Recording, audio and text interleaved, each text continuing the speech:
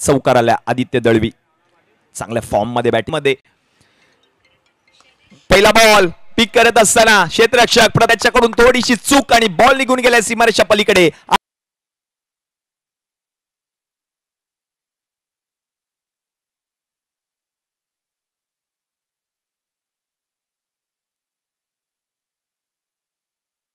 पुढचा बॉल आणखीन एक आडव्या बॅट ते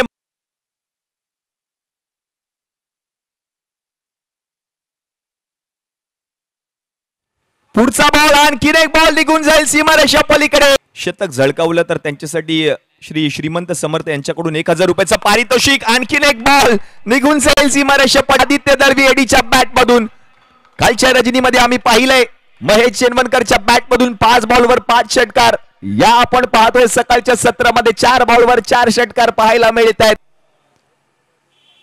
5 झालेत. 6वा गेला होता महेश चेनवणकरने आजच्या सकाळमध्ये. गतवर्षी याच डगआउट मध्ये बसलेल्या खेळाडू श्याम सोलंकीने 5 बॉलवर 5 षटकार ठोकले होते.